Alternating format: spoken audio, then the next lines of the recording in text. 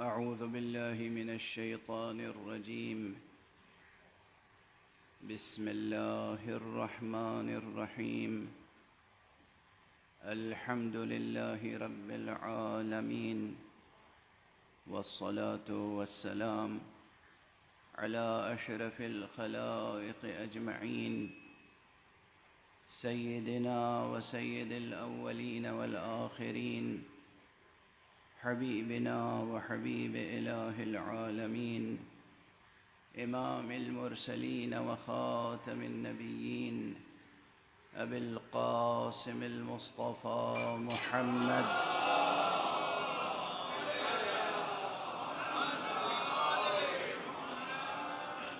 وعلى أهل بيته الطيبين الطاهرين الهداة المهديين المعصومين المظلومين، واللعنة الدائمة على أعداء الحق والدين.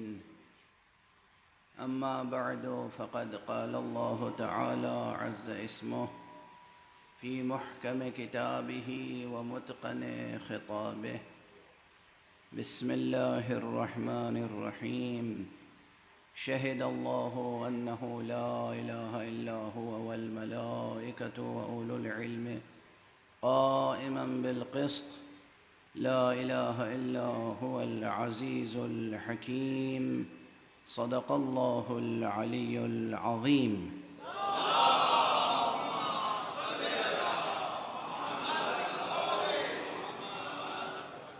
ایک اور بلند تر صلوات.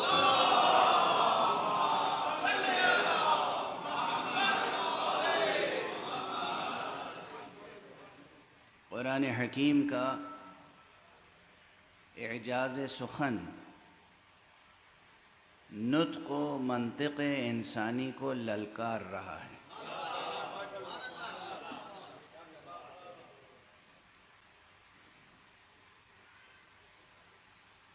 چیلنج کر رہا ہے، تحدی ہے، دعوت دے رہا ہے کہ اپنی عاجزی کا خود اعتراف کرو.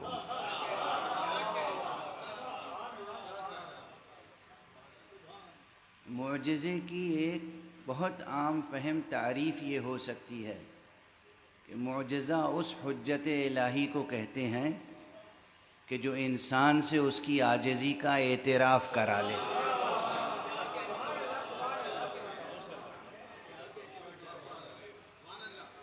یہ قرآن ہے، اور قرآن مجید کے غرر آیات میں سے، یعنی ان آیتوں میں سے کہ جو بے پناہ درخشندگی رکھتی ہیں ہر اعتبار سے، ان میں سے ایک آیت آپ حضرات کی خدمت میں تلاوت کرنے کی سعادت حاصل کر رہا ہوں، اور وہ آیت شہد اللہ کے نام سے مشہور ہے. بظاہر اس میں مضمون توحید ہے، اور اسی لیے میں نے عرض کیا تھا کہ یہ ممکن نہیں ہے کہ حسین کی مجلس ہو اور اللہ کا ذکر نہ ہو.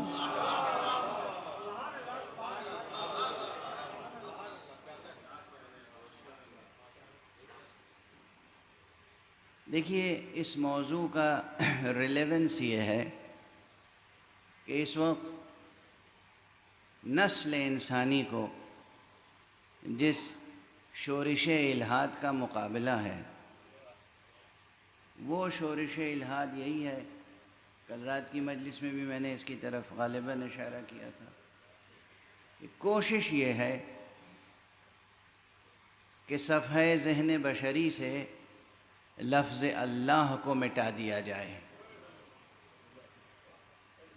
یہ کوششیں ہو رہی ہیں بہت منظم طور پر، اور کہیں سے اس کا جواب دیا جائے یا نہ دیا جائے. یہ ممکن نہیں ہے کہ منبر حسینی سے جواب نہ دیا.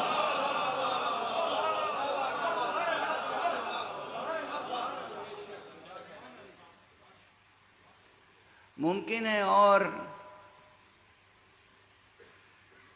وہ مراکز جہاں سے امید ہوتی ہے کہ جواب آئے گا، ممکن ہے کہ وہ کوئی امداد لے کے چپ ہو جائیں.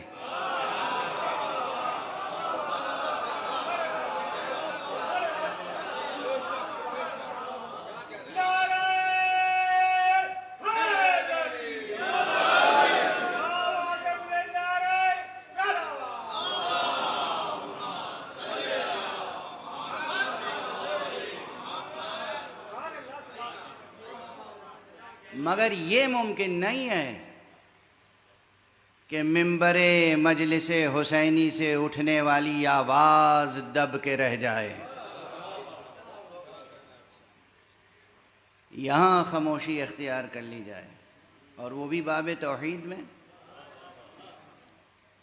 وہ بھی باب توحید میں. دیکھیے،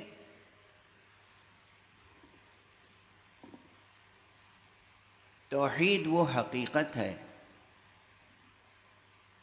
ذات حق صمدی، ذات اللہ ایک عبارت کا نام نہیں ہے، ایک اسم کا نام نہیں ہے، ایک زندہ موجود کا نام ہے. اللہ ایک زندہ حقیقت ہے، اللہ ایک زندہ حقیقت ہے، اور اس زندہ حقیقت کو جو محسوس نہ کرے، جو درک نہ کرے، میں نے محسوس کا لفظ بھی استعمال کیا ہے، اس زندہ حقیقت کو جو محسوس نہ کرے، جو درک نہ کرے، یہ زندہ حقیقت جس کے پرسیپشن میں نہ آئے، وہ زندہ نہیں، وہی مردہ ہوتا ہے.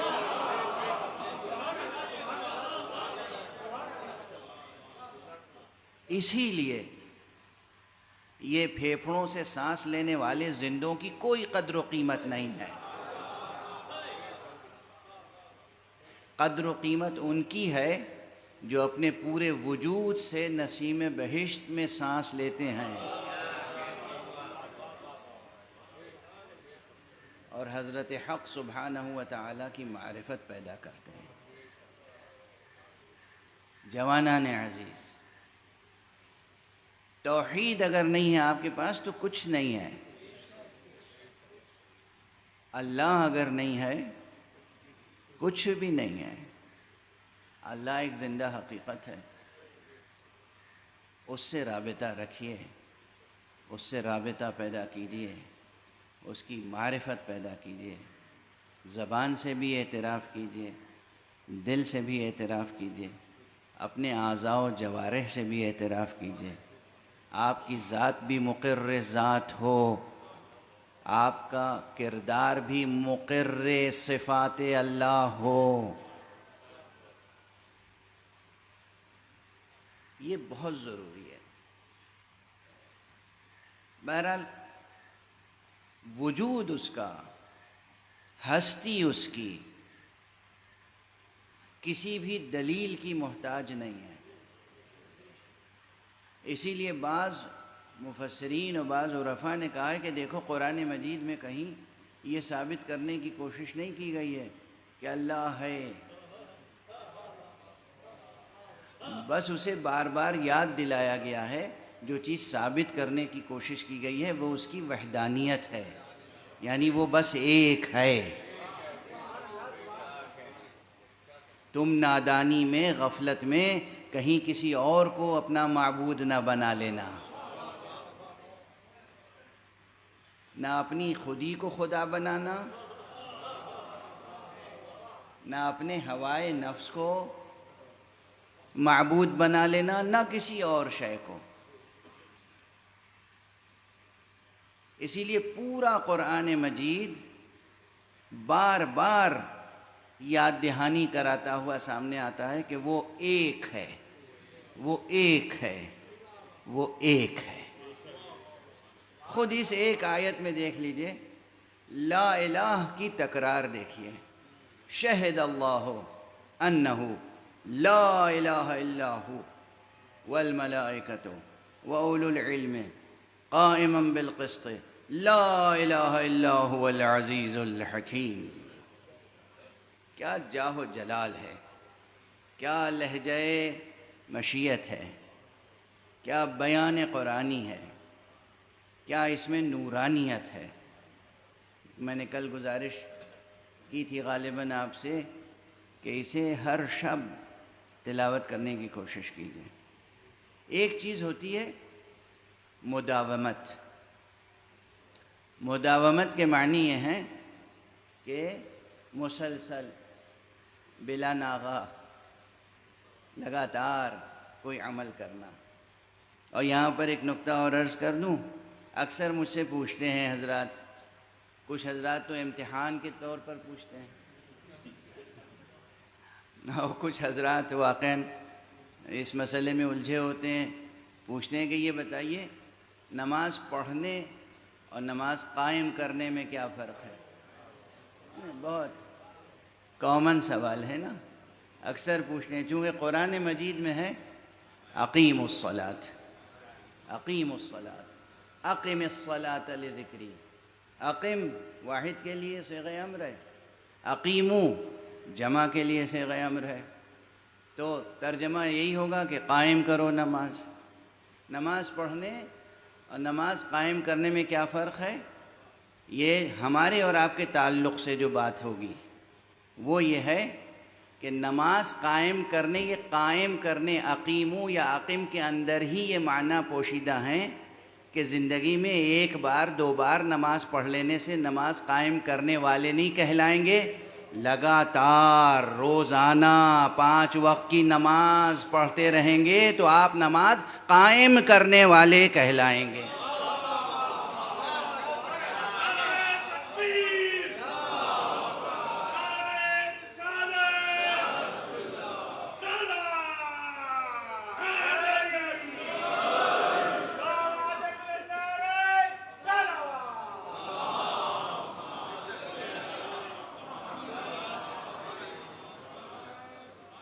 تو نماز پڑھنے اور نماز قائم کرنے میں فرق یہ ہے، کتاب میں نماز کی ترکیب پڑھ دینا وہ نماز پڑھنا ہوا، یہ کتاب الصلاۃ ہم نے پڑھ لی، نماز کے احکام پڑھ لیے، نماز کا طریقہ، نماز کی ترکیب پڑھ لی ہم نے، اور عملاً روزانہ فرض 5 وقت کی نمازیں پڑھتے رہنا مدت العمر، یہ ہے نماز قائم کرنا،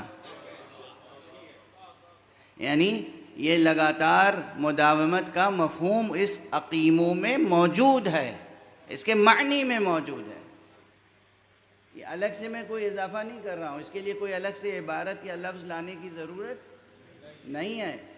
اقم الصلاۃ، نماز قائم کرو، قائم کرو کے معنی ہے کہ حق سبحانہ و تعالیٰ نے جو حکم دیا ہے اسے جاری رکھو اپنی زندگی میں، یہ ہے اقیم الصلاۃ۔ تو بہرحال مداومت کے آثار ہوتے ہیں، اور مداومت کا حکم اس لیے دیا گیا کہ جتنی شدت کے ساتھ ذہن انسانی اور قلب انسانی سفر کرتا ہے، اس کائنات میں کوئی شے اتنی تیزی، اتنی سرعت اور اتنی شدت کے ساتھ سفر نہیں کرتی۔ فکر کی رفتار بہت تیز ہے، فکر انسانی، قلب انسانی بہت جلد منقلب ہو جاتا ہے۔ قلب کا نام قلب رکھا ہی اس لیے گیا ہے کہ وہ منقلب ہوتا رہتا ہے۔ یہ ملاحظہ فرمائیے گا، عربی فقہ اللغہ میں، عربی میں جہاں الفاظ کی تدقیق ہوئی ہے کہ کس شے کا یہ نام کیوں رکھا گیا، وہاں قلب کے معنی بتائے جاتے ہیں کہ قلب چونکہ برابر منقلب ہوتا رہتا ہے، جتنی جلد، جتنی تیز، جتنی بار قلب میں انقلاب آتا ہے، وہ عالم خارجی میں اتنی مرتبہ انقلاب نہیں آتا۔ تو یہ دل اور یہ ذہن، اس کے انقلاب کی کوئی انتہا نہیں، اس کی سرعت کی کوئی انتہا نہیں، اور دنیا دار غفلت ہے، دنیا دار غفلت ہے، دنیا دار امتحان ہے، دنیا دار ابتلا ہے، اس لیے لازم ہے کہ 24 گھنٹوں میں 5 مرتبہ حق سبحانہ و تعالی سے وابستہ ہوا جائے۔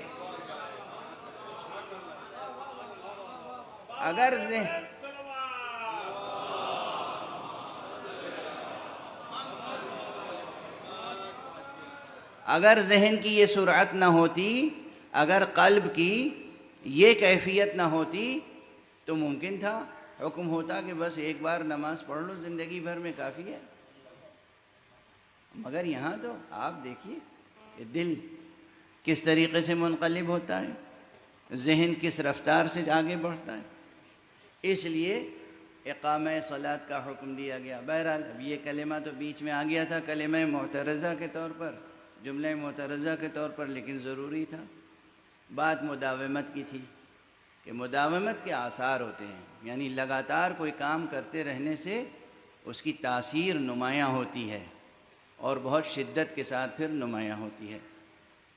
اس لیے کسی بھی تلاوت کے لیے کہا جاتا ہے کہ بھئی مداومت رکھیں، لگاتار پڑھیں اور فکر کرتے رہیں اسی آیت کے مضمون میں۔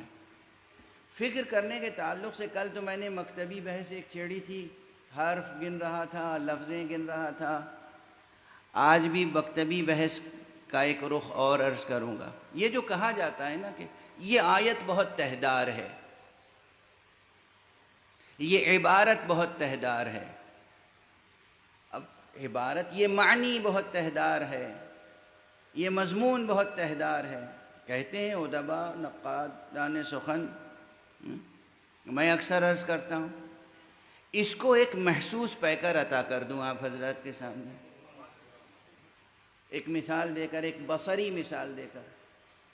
کتابت یا لکھنے سے متعلق جو بصری فنون ہیں ان میں ظاہر ہے سب سے پہلے فن خطابت ہے، فن خط ہے، فن خط، لکھنے کا ہنر، جو اب تقریباً دنیا سے یہ ہنر بھی مٹتا جا رہا ہے۔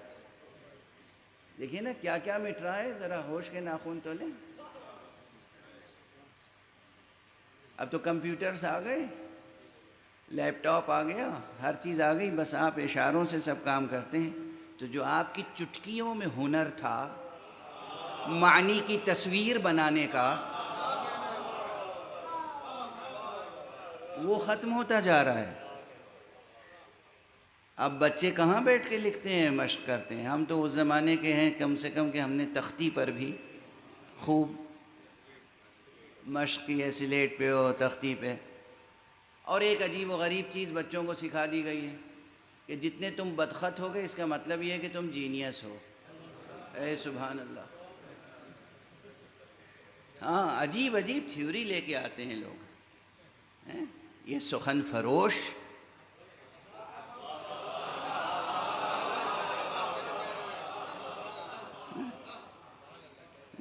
ایک بات ڈال دی ذہن میں کہ جس کا ذہن بہت تیز ہوتا ہے، فکر کی رفتار تیز ہوتی ہے، ذہن کی رفتار تیز ہوتی ہے، تو اس کی انگلیاں، اس کا قلم اس کے ذہن کی رفتار کا ساتھ نہیں دے سکتا، تو وہ بدخط ہو جاتا ہے، اس کی ہینڈ رائٹنگ بہت خراب ہوتی ہے۔ تو خراب ہینڈ رائٹنگ کا مطلب یہ ہے کہ تم جینیس ہو۔ کیا پہچان ہے جینیس کی؟ ایک صلوات پڑھ دیجئے محمد۔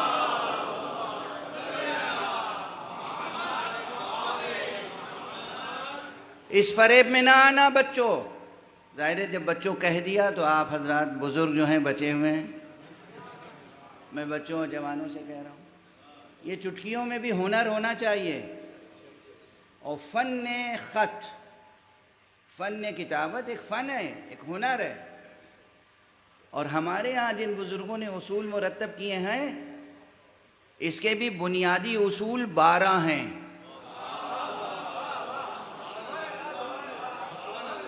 تحقیق کرنا، دیکھنا، سیکھنا، 12 بنیادی اصول ہیں، 12 بنیادی اصطلاحیں ہیں ان بزرگوں نے جنہوں نے یہ نسخ اور نستعلیق کے طریقے ایجاد کیے۔ اور اس کے بعد پھر اس میں ہوا تفنن، فناوری، آرٹ داخل ہوا، انسان کا ذوق جمال داخل ہوا، تحریر کی جمالیات کو نکھارا گیا، اور پھر اس میں طرح طرح کے خط ایجاد ہوئے۔ اس میں سے میں سب کا تو تذکرہ نہیں کر سکتا، یہ صرف شوق دلانے کے لیے، وہی بچوں کو شوق دلانے کے لیے عرض کر رہا ہوں، چونکہ اب مجلسوں میں کہیں ذاتی نشستوں میں بھی کسی ڈرائنگ روم کی ٹیبل ٹاک پر بھی کہیں پر یہ ذکر تو ہوتا نہیں ہوگا، تو اس لیے میں ذکر کر رہا ہوں کہ کاش کسی کے دل میں بھی شوق پیدا ہو جائے۔ یہ سب فن زندہ رکھے جانے والے فن ہیں۔ اچھی ہینڈ رائٹنگ، اچھی تحریر، ہاتھ سے قلم سے لکھنے کا ہنر. اور جو میں نے ابھی ایک فقرہ استعمال کیا تھا کہ چٹکیوں سے انگلیوں میں ہاتھ میں قلم لے کر معنی کا پیکر بنا دینا، معنی کی تصویر، جو چیز آنکھوں سے نظر نہیں آ سکتی اس کی ایک ایسی تصویر بنا دینا جو آنکھوں سے نظر آئے. تو اس فن خطاطی میں ایک فن ایسا ہے جسے کہتے ہیں خط گلزار، اسے خط ریحاں بھی کہتے ہیں. یہ ایسا لکھا جاتا ہے، طغرا اس سے بنتا ہے، بڑے بڑے طغرے بنائے جاتے ہیں، کتبے بنائے جاتے ہیں. یہ لفظ کتبہ ہے، کتبہ نہیں ہے. تو یہ بنائے جاتے ہیں. اس میں دیکھو گے کہ بظاہر ایک لفظ لکھا ہوا ہے، مثلا اللہ لکھا ہوا ہے، دور سے دیکھا تو اللہ لکھا ہوا ہے، قریب گئے تو دیکھا کہ اللہ کا جو الف ہے اس میں پورا لا الہ الا اللہ لکھا ہوا ہے.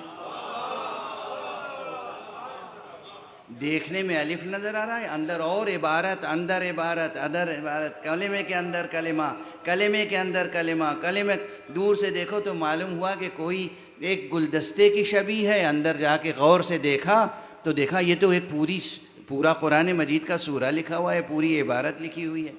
غور فرما رہے ہیں آپ؟ یہ جو فن ہے، دیکھنے میں ایک لفظ نظر آئے، غور سے دیکھو تو اسی میں بہت سے الفاظ نظر آئیں.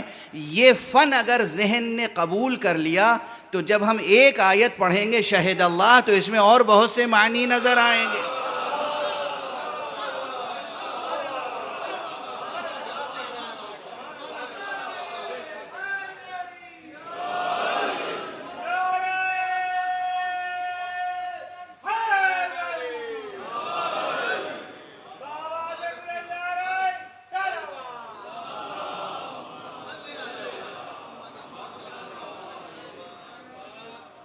ایسا ہی لکھنے کا ہنر پیدا کریں، ایسا ہی پڑھنے کا ہنر پیدا کریں کہ جو سامنے لکھا ہو اسے دیکھ کر وہ بھی پڑھ لیں جو اس کے اندر لکھا ہوا ہو.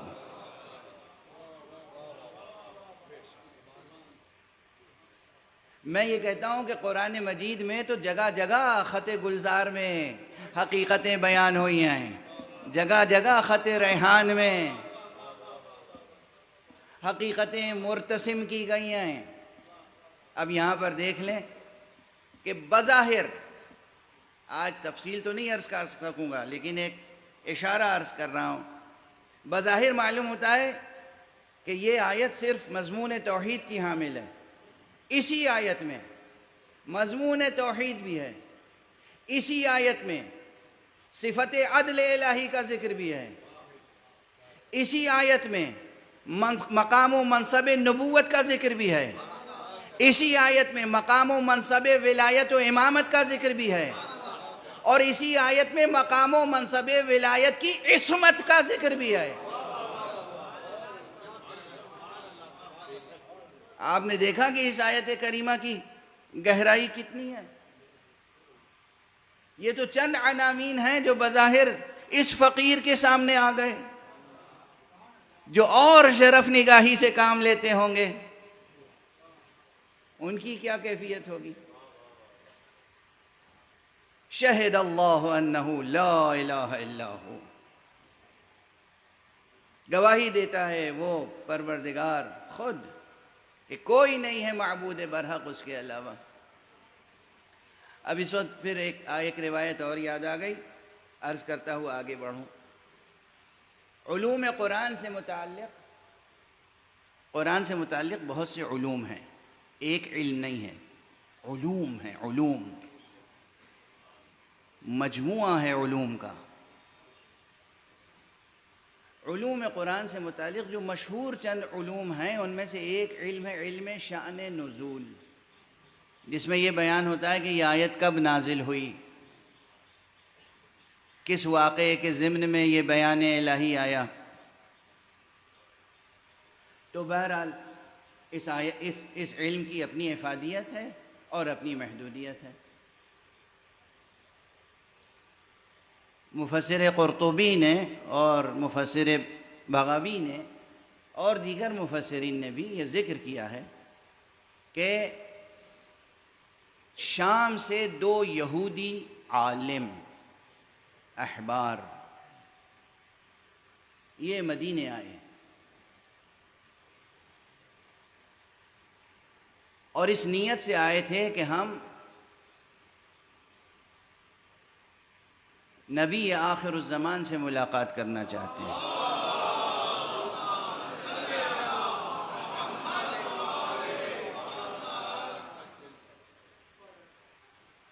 دو عالم یہودی عالم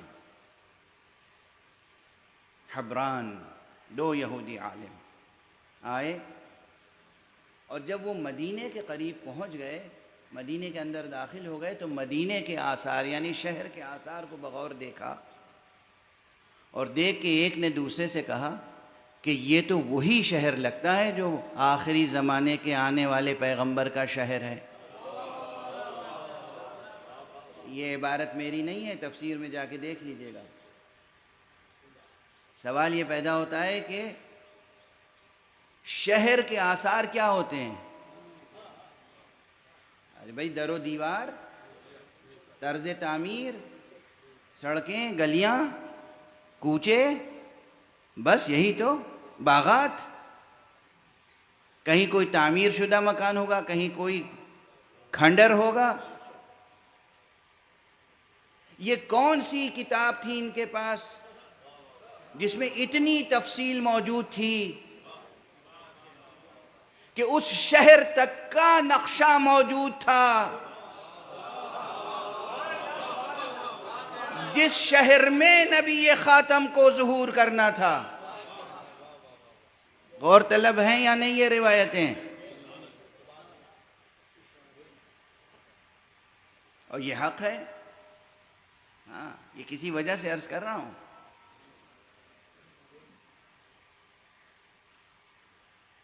خود قرآن مجید میں یہ آیت موجود ہے، الذین آتیناہم الکتاب یعرفونہ کما یعرفون ابناءہم۔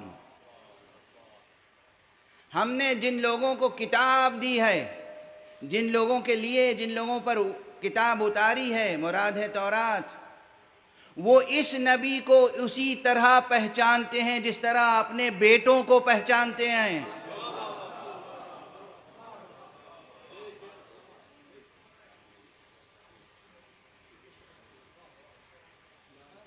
وَإِنَّ فَرِيقًا مِّنْهُمْ لَيَكْتُمُونَهُ وَهُمْ يَعْلَمُونَ، لیکن ان میں سے ایک گروہ ایسا ہے کہ جو اس حقیقت کو چھپاتا ہے جبکہ وہ جانتا ہے، جان بوجھ کر چھپاتا ہے۔ اللہ اکبر۔ یہ سب جو بیان قرآنی ہے یہ صرف عہد پیغمبر تک کے لیے نہیں ہے۔ ہم اپنی آنکھوں سے دیکھ رہے ہیں، بہت سے ایسے ہیں جو حقیقتوں کو جانتے ہیں اور جان بوجھ کر چھپاتے ہیں۔ وہ حقیقتیں ان کی کتابوں میں موجود ہیں اور اس کے باوجود چھپاتے ہیں۔ بہرحال یہ عظیم مقام فکر ہے۔ ایک تو قرآن مجید کی آیت اور اس کے علاوہ اور مقامات بھی ہیں۔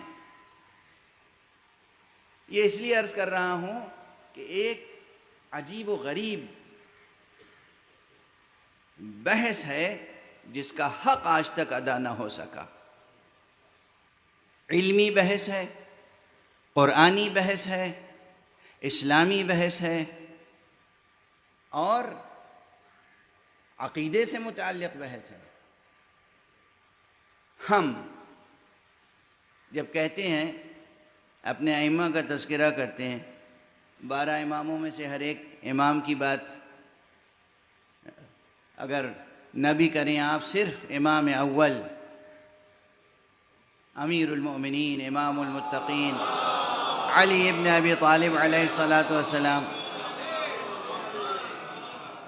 کی بات کریں تو ایک سوال برابر اٹھتا ہے کہ یہ بتائیے کہ ان کا قرآن مجید میں ذکر کیوں نہیں ہے؟ یعنی اولاً تو انہوں نے یہ تسلیم کر لیا، فرض کر لیا کہ نہیں ہے، اور اس کے بعد ہم سے جواب طلب کرتے ہیں کہ کیوں نہیں ہے. حالانکہ اب یہ میرا پرانا جملہ ہے کہ جب بھی آپ سے کوئی کہے کہ قرآن میں علی کا ذکر کیوں نہیں ہے، آپ بلا تأمل پوری علمی شجاعت کے ساتھ کہیے، پورے یقین کے ساتھ، کہاں نہیں ہے.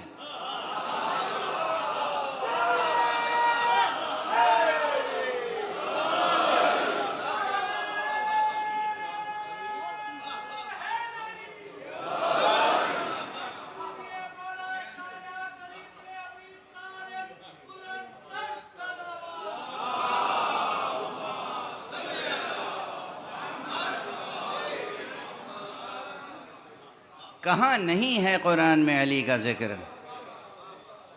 آپ کہیے تم نے قرآن ٹھیک سے پڑھا نہیں ہے، روا روی میں پڑھ لیا، سرسری طور پہ پڑھ لیا. قرآن ایسے پڑھنے کی کتاب نہیں ہے. کہاں نہیں ہے علی کا تذکرہ؟ اچھا، اب اسے آپ سمجھیں گے کہ خطیبانہ جواب ہے. نہیں، ہرگز نہیں. کس طرح تذکرے آتے ہیں اللہ کی طرف سے آنے والی کتابوں میں، یہ ایک بڑا سوال ہے. ہم سب کا یقین ہے، اور تقریباً تمام ملت اسلامیہ کا اس بات پر یقین ہے، اتفاق ہے، کہ ہمارے پیغمبر حضرت ختمی مرتبہ صلی اللہ علیہ وسلم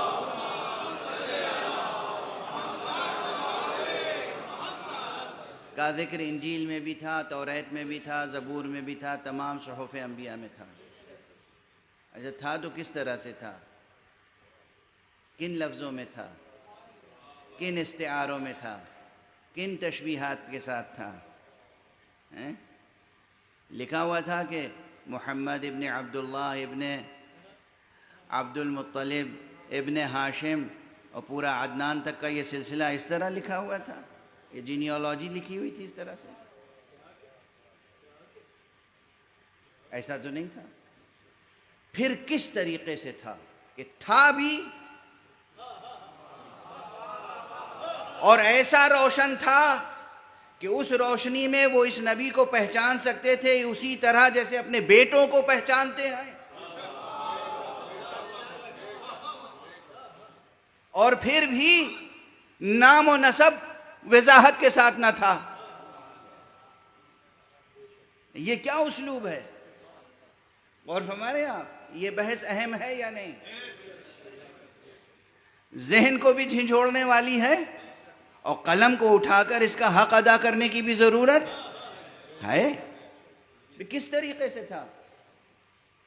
اس فقیر نے تو توریت میں سے ایک آیت تلاش کرنے کے لیے عبرانی زبان تک سیکھنے کی سعی کی، کوشش کی، اور سعادت حاصل کی. اور اس طرح کی جو روایتیں ہیں کہ ایک یہودی آیا اور اس نے حضور سے یہ سوال کیا، اور ایک یہودی آیا اور اس نے جناب امیر علیہ السلام سے یہ سوال کیا، اور یہ دو یہودی آئے اور وہ اس ارادے سے آئے. اس طرح کی تمام روایتوں میں جہاں عبرانی کے الفاظ ہیں یا بعض ہماری دعاؤں میں، ان الفاظ کی تحقیق کے لیے اس فقیر نے عبرانی زبان براہ راست سیکھی تاکہ اس میں بھی میں کسی دوسرے کا مقلد نہ رہوں.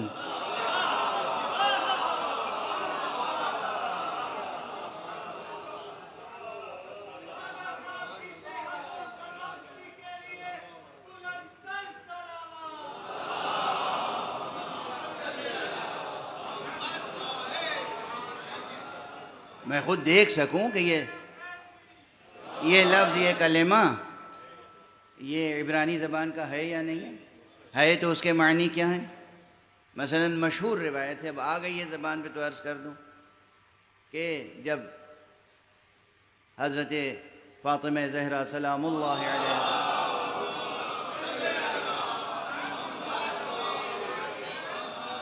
کہ یہاں حضرت امام حسن علیہ السلام کی ولادت ہوئی،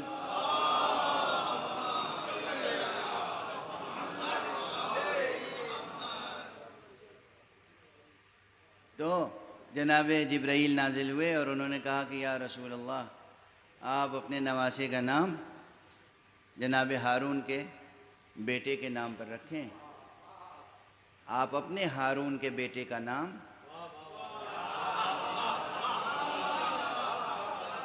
موسیٰ کے ہارون کے بیٹے کے نام پر رکھیں. کہا کیا تھا نام؟ کہا شبر تھا. کہا تو یہ تو عبرانی کا لفظ ہے، ہم تو عربی ہیں. تو کہا پھر آپ اپنے بیٹے کا نام حسن رکھیں. اور اسی طرح جب حضرت امام حسین علیہ السلام کی ولادت ہوئی،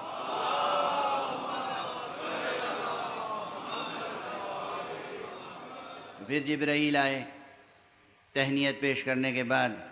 کہا یا رسول اللہ، حضرت ہارون کے چھوٹے بیٹے کا نام شبیر تھا، آپ بھی شبیر رکھیں، شبیر یا شبیر. تو حضرت نے کہا یہ تو عبرانی ہے، ہم تو عربی ہیں. کہا پھر آپ حسین نام رکھیے. اس کے بعد جب جناب محسن کی ولادت کا وقت قریب ہوا اور حضرت کو علم ہوا کہ ایک بیٹا اور فاطمہ کے یہاں ہونے والا ہے، تو پھر جبرائیل آئے اور کہا ایک بیٹا اور ہونے والا ہے، اس کا نام آپ مشبر رکھیے گا. اس لیے کہ ہارون کے تیسرے بیٹے کا نام مشبر تھا. شبر، شبیر، مشبر، یہ سب کلمات عبرانی کے ہیں. میں نے یہ روایت پڑھ لی کتاب میں، لیکن جستجو رہی کہ دیکھوں تو صحیح عبرانی کی کتابوں میں یہ الفاظ، یہ اسماء ہیں یا نہیں، اور حضرت ہارون کے بیٹوں کے یہ نام تھے یا نہیں، تاکہ جب ہم روایت پیش کریں تو کوئی یہ الزام نہ دے کہ آپ نے گویا کہ ایک ضعیف روایت اور مجعولہ روایت پڑھ دی. تو اس فقیر نے تحقیق کی اور ان اسماء کو ڈسکور کیا، دیکھا اپنی ان آنکھوں سے، اور اس کے بعد لندن میں ایک یہودیوں کے سناگوگ میں جا کے ان کے علماء سے، ان کے احبار سے پوچھا کہ بتائیے یہ درست ہے یا نہیں، اور انہوں نے کہا درست ہے.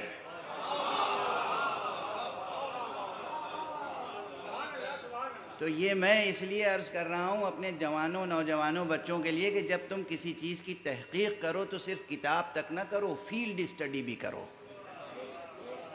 کتاب کبھی کافی نہیں ہوتی.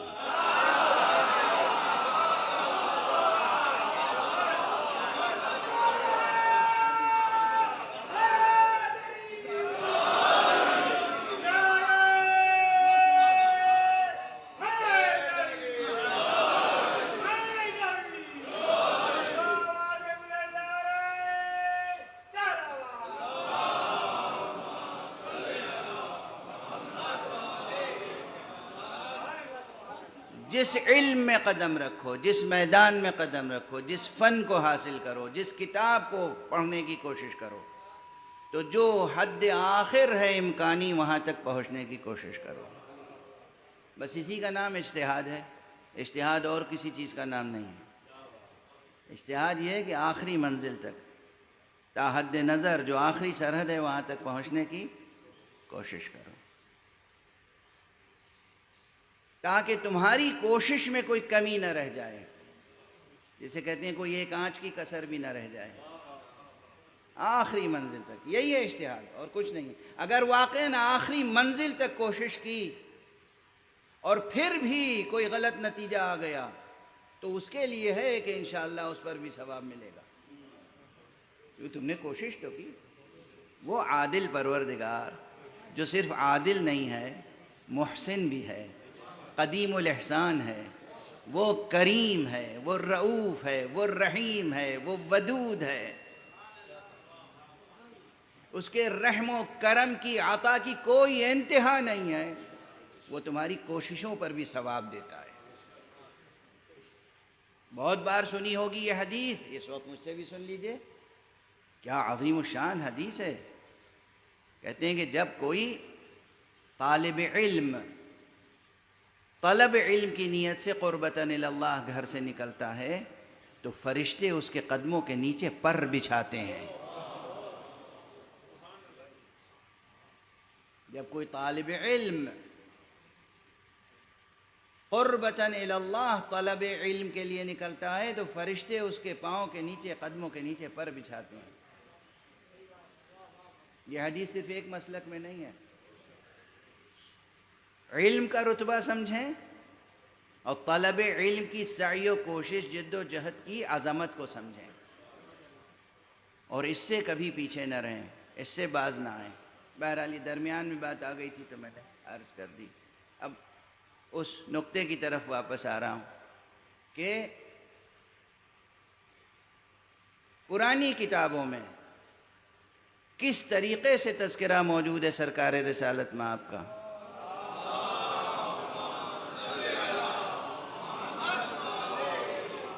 اب دیکھیے یہ ایسی علمی بحثیں ہیں اور ضروری بھی ہیں کہ جی چاہتا ہے کہ انہیں پوری تفصیل کے ساتھ عرض کیا جائے، لیکن مجلس کا وقت اور ممبر کی محدودیتیں ظاہر ہے اس مضمون کو سمیٹ کے اور مختصر کر کے عرض کرنے کی مقتضی ہوتی ہیں۔ تو عرض کر رہا ہوں کہ توجہ رکھیے گا کہ یہ جو دو احبار آئے، یہ جو دو عالم یہودی آئے شام سے، انہوں نے اپنی کتابوں میں، صحیفوں میں اور اس کی تفسیروں میں، اس کی تاویلوں میں جو ان کے ہاں صحیح سندوں کے ساتھ تھی، اس میں صرف کیا شہر کا تذکرہ تھا، پیغمبر کا تھا اور شہر کا تھا، خاندان پیغمبر کا تذکرہ نہیں تھا۔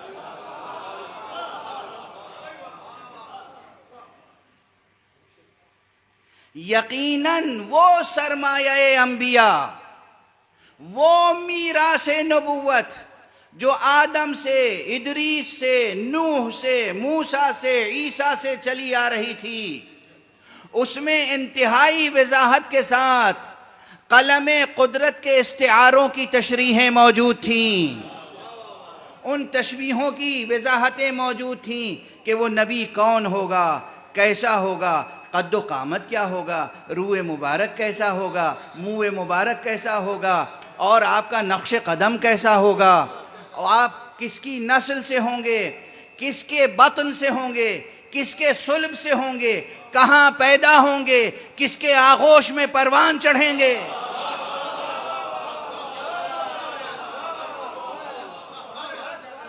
کہاں پیدا ہوں گے، ہجرت کر کے کہاں جائیں گے، جہاں ہجرت کر کے جائیں گے اس شہر کے انداز کیا ہوں گے۔ اور دوسری بات یاد رکھیے کہ اکثر اس قسم کی روایتوں میں ایک جملہ آتا ہے کہ احبار یہود، علماء یہود آتے تھے پوچھتے ہوئے نبی آخر الزمان کہاں پیدا ہونے والا ہے، پیدا ہوا یا نہیں ہوا، نبی آخر الزمان کہاں پیدا ہوگا، پیدا ہوا یا نہیں ہوا، نبی آخر الزمان کس خاندان میں پیدا ہوگا، پیدا ہوا یا نہیں ہوا۔ اسی زمانے میں جب پیدا نہیں ہوئے تھے تو کہہ دیا گیا تھا نبی آخر الزمان۔ اب یہ امت کہہ رہی ہے ختم نبوت ہے یا نہیں؟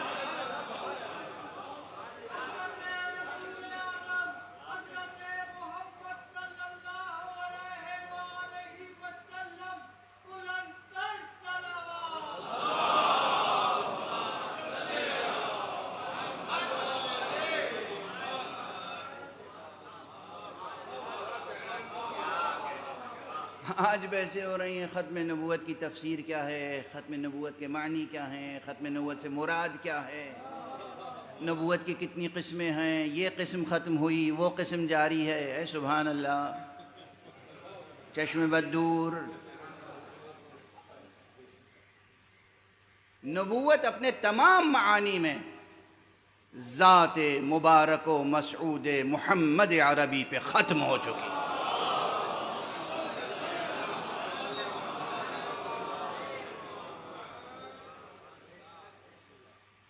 خاتم النبیین بھی وہی ہیں، خاتم النبیین بھی وہی ہیں، نبی خاتم۔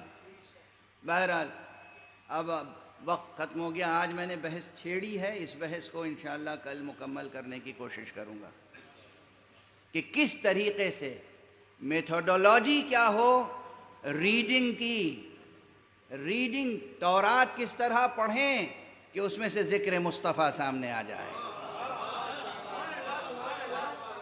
انجیل کس طرح پڑھیں کہ ذکر مصطفیٰ سامنے آ جائے، صحف انبیاء کس طرح پڑھیں کہ ذکر مصطفیٰ سامنے آ جائے. نام نہیں ملے گا محمد ابن عبداللہ مگر ذکر ہے. بالکل اسی طرح جس طرح ہمارے قرآن میں نام نہیں ہے علی ابن ابی طالب مگر ذکر ہے.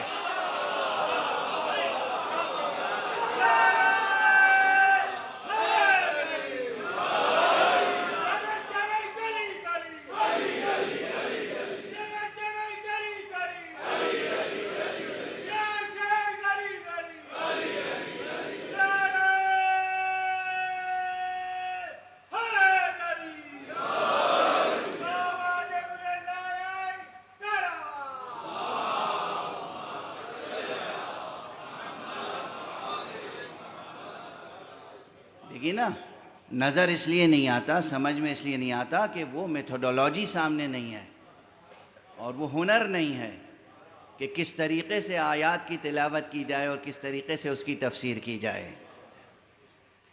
جب انداز معلوم ہو جائے گا کہ پروردگار مستقبل کے واقعات کو کس طرح بیان کرتا ہے تو بات روشن ہو جائے گی، اور قرآن مجید خود ہی روشن کرے گا اسے. میں اپنی طرف سے کہیں سے کوئی بات لے کر عرض نہیں کروں گا، قرآن مجید کی آیتوں سے وضاحت کروں گا انشاءاللہ. لیکن اب آج دامن وقت میں بھی گنجائش نہیں ہے، اور ظاہر ہے کہ آپ حضرات کی بھی مشغولیتیں ہیں. اس ذکر کو چھیڑ دینا میرا کام ہوتا ہے. آپ کے دلوں میں ذہنوں میں یہ ذکر جاری و ساری رہے. بس ایک نقطے کی طرف توجہ دلا دوں، آپ کی طبیعتیں منقلب ہو جائیں گی کہ جس طریقے سے پیغمبر کا تذکرہ پرانی کتابوں میں ہے، بے شک ہے، پیغمبر کا تذکرہ ہے، پیغمبر کے خاندان کا تذکرہ ہے، پیغمبر کے شہر کا تذکرہ ہے. بالکل اسی طرح پیغمبر کی ذریت کی قربانیوں کا تذکرہ بھی ہے.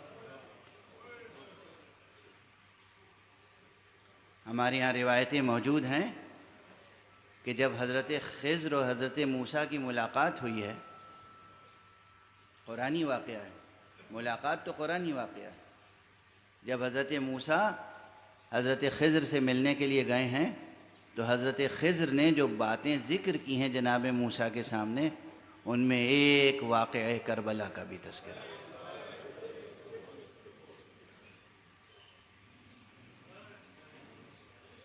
آج 2 محرم ہے، آج 2 تاریخ ہو گئی محرم کی. آج مکے سے جو 8 ذی الحجہ کو قافلہ چلا تھا وہ کربلا پہنچ گیا. مکے اور کربلا کے درمیان جو واقعات رونما ہوئے، ہر منزل پہ کچھ نہ کچھ تفصیلات ہیں، ہر منزل پہ کچھ نہ کچھ تفصیلات ہیں. ایک منزل وہ بھی گزری ہے کہ جہاں قافلہ سرکار سید الشہداء کا چل رہا تھا، آگے بڑھ رہا تھا، تو آپ کے ساتھیوں میں سے کسی نے تکبیر کہی، اللہ اکبر. تو امام نے پوچھا پلٹ کے کہ تکبیر کا کیا محل ہے؟ تو کہا کہ خدا کی قسم یہاں سب صحرا تھا، صحرا، ریگستان، بیابان، کبھی یہاں ہم نے کوئی کھجوروں کا باغ نہیں دیکھا. اس وقت مجھے سامنے کھجوروں کا باغ کوئی نظر آ رہا ہے، کوئی نخیل نظر آ رہا ہے. حضرت نے فرمایا کہ مجھے تو نخیل نہیں نظر آ رہا ہے، مجھے تو لگ رہا ہے کہ کوئی لشکر آ رہا ہے. یہ نیزوں کی انیاں ہیں اور گھوڑوں کی کنوتیاں ہیں جو نظر آ رہی ہیں.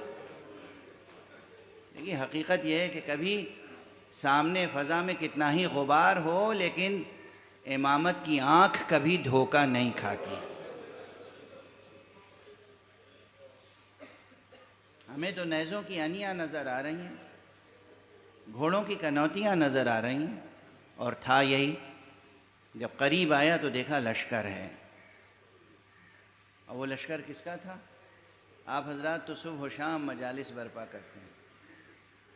1000 کا لشکر، اور سربراہ لشکر کون تھا؟ حر ابن یزید ریاحی. سامنے آیا، سلام کیا، گفتگو کا آغاز کرنا چاہتا تھا۔ امام نے کہا بات بعد میں ہوگی، میں دیکھ رہا ہوں تم کس قدر پیاسے ہو۔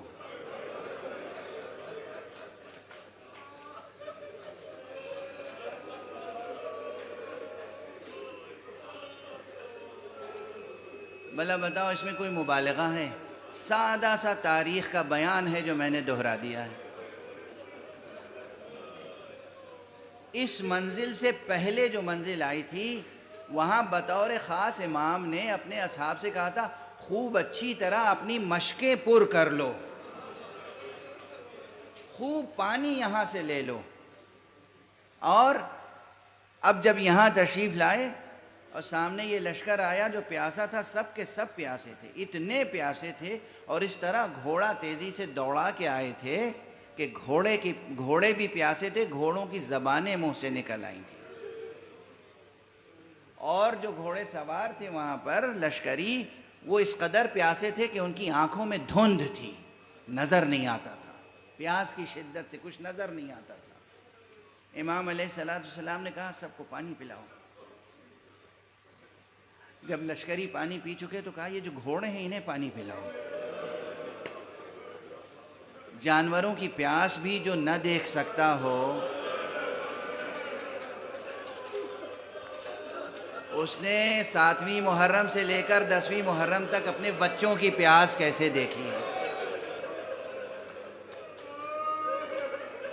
اجرکم علی اللہ، اجرکم علی اللہ۔ اسی لشکر میں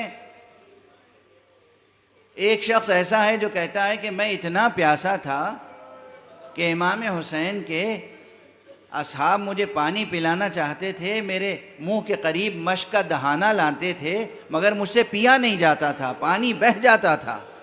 میں نے دیکھا کرسی پہ ایک بزرگوار بیٹھے ہوئے تھے، جب انہوں نے میرا یہ حال دیکھا تو اٹھے، میرے قریب آئے، اپنے ہاتھ سے چلو بنا کے میرے منہ میں پانی پلایا مجھ کو۔ جب مجھے ہوش آیا، جب پانی پی لیا، میں نے پوچھا یہ کون ہے؟ بتایا گیا یہی تو حسین ابن علی۔ اجرکم علی اللہ، اجرکم علی اللہ۔ یہی تو حسین ابن علی۔ بس آپ نے گریہ فرما لیا، وقت تمام ہو گیا۔ اب میں دست ادب جوڑ کے جس طرح ہر ذاکر کہتا ہے، تقریباً ہر مرثیہ نگار، ہر نوحہ نگار، ہر سلام نگار، آقا یہ آپ کی فیاضی تھی، یہ آپ کی سخاوت تھی، آپ نے دشمن کے پورے لشکر کو سیراب کر دیا، جانوروں تک کو سیراب کر دیا۔ ہائے روز عاشورہ، کس طرح سے خیموں سے العطش العطش کی آوازیں بلند تھیں، کس طرح سکینہ کی آوازیں العطش بلند تھی، کس طرح دوسرے بچوں کی آوازیں العطش بلند تھی، کس طرح بیویاں پیاسی تھیں کہ سینوں میں دودھ خشک ہو گئے تھے، اور جس کے نتیجے میں 6 ماہہ شیرخوار بھی پیاسا تھا۔ یہ آقا حسین جنہوں نے پورے دشمن لشکر کو پانی پلایا تھا، یہی حسین تھے جو روز عاشورہ اپنے ہاتھوں پر 6 ماہے کو لے کے آئے تھے۔ تمہاری نگاہوں میں اگر میں گنہگار ہوں، اس 6 مہینے کے بچے نے تو کوئی قصور نہیں کیا ہے، اس کو تو پانی پلا دو۔ انا للہ و انا الیہ راجعون، رضا بقضائہ و تسلیما لامرہ۔ انا للہ و انا الیہ راجعون، رضا بقضائہ و تسلیما لامرہ۔ انا للہ و انا الیہ راجعون، رضا بقضائہ و تسلیما لامرہ۔